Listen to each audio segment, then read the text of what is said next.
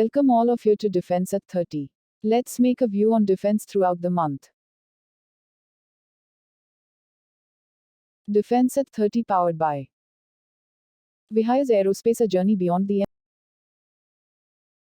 Co-powered by and Alantray's milieu of games. Agneepath scheme introduced by Indian government on the 14th of June 2022. Scheme is for both male and female between 17.5 to 21 years of age for recruitment below the rank of commissioned officers into 3 services of armed forces. Different political parties, organizations seemed to be protesting against Agneepath in several parts of the country. Thousands arrested during protest. BJP leader Sambit Patra says, opposition is habitual of maligning forces. Congress is using youth for vested interests. Indian Army's foundation is discipline. There is no space for arson or vandalism. Every individual will give a certificate that they were not part of the protest or vandalism. Police verification is 100%, no one can join without that, says Additional Secretary. Chief officials said there are oceans of opportunities. Rahul, the 11-year-old boy, who had fallen into an 80 feet deep bore well at Champa district of Chhattisgarh, was rescued after 100 hours of operation by NDRF, SDRF, Indian Army. Over 100 terrorists killed in Jammu and Kashmir so far this year, of which 30 are from Pakistan. Security forces killed 3 Lashkar terrorists in Jammu and Kashmir's Pulwama on June 12. Made in India infantry combat vehicles have been inducted into the forward areas in Ladakh. Northern Army Commander Lieutenant General Upendra Dwivedi personally drove the new vehicle and said that with these combat vehicles one can easily be driven in harsh terrain of the region. The Chinese military will work closely with the Pakistan Armed Forces and reinforce cooperation between the two forces, the Chinese military leadership has told a tri-service delegation from Islamabad.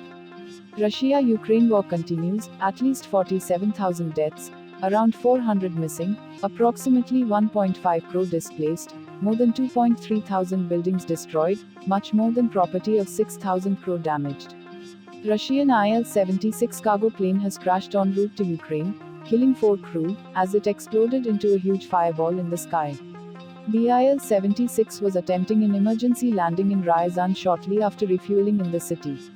A Russian warship has twice violated Danish territorial waters north of the Baltic Sea island of Bornholm, where a democracy festival attended by senior lawmakers and business people was taking place. Denmark called the action an unacceptable provocation. China announced it had held military operations near Taiwan during US President Joe Biden's first visit to Asia. China says it has conducted joint patrol and combat readiness operations. Chinese military attack on Taiwan would have a greater impact on global trade flows than the Ukraine war. Taipei stopped trade negotiations, saying it would lead to a shortage of semiconductor chips. Canadian Prime Minister has accused China of harassing Canadian military jets in the skies above Asia, calling the situation extremely troubling, as he promised to raise the issue with Beijing. North Korean leader Kim Jong-un has called a meeting with his senior military officials to discuss national defense policies and plans for further arms buildup following a highly provocative run in ballistic missile testing this year that revived tensions with Washington and Seoul. South Korea and the United States staged their first combined military exercises involving an American aircraft carrier in more than 4 years, Seoul's military said. US-led coalition forces say they captured a senior leader of the jihadist group Islamic State in an overnight raid in northern Syria. Sri Lanka's military opened fire to contain rioting at a fuel station, officials said, as unprecedented queues for petrol and diesel were seen across the country. 4 civilians, 3 soldiers injured. United Nations Security Council report has come as a reminder about the persistent threat Pakistan's security faces from the Afghanistan-based Tehreek-e-Taliban Pakistan (TTP) and warned that prospects of success of the ongoing peace process with the dreaded terror group were bleak. At least 2 people were killed and 7 injured in Turkish airstrikes targeting the Shia resistance units of IBS, a militia affiliated with the Kurdistan Workers' Party or PKK, in Iraq's northern province of Shia. A boy of 12 was killed in Turkish airstrike aimed at the Kurdistan Workers' Party in northern Iraq on Wednesday, security sources said. 4 militants of the Islamic State group, including the group's leader in Anbar province, were killed on Sunday in an airstrike in western Iraq, the Iraqi military said. Israel performed airstrikes, hit Hamas military sites in the Gaza Strip on Saturday, in response to rocket fire from the Palestinian enclave run by the Islamist movement. Security Council condemns attack against UN peacekeeping mission in Mali. A peacekeeper was killed by a mine blast in northern Mali as he was participating in a patrol. Sudan has accused the army of Ethiopia of executing 7 captured Sudanese soldiers and 1 civilian and vowed to respond to the cowardly act.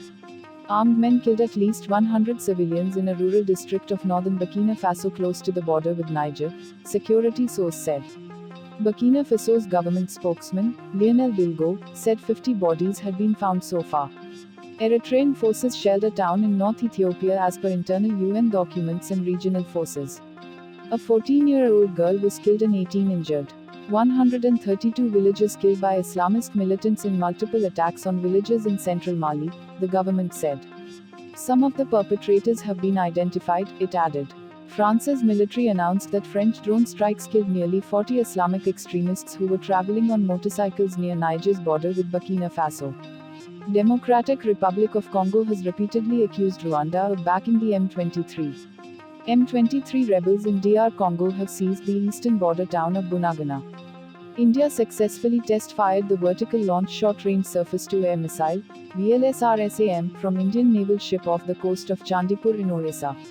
Indian naval warships just became more heavily protected and difficult to strike with aircraft and anti-ship missiles. Thank you for watching. Meet you soon. Stay tuned with us.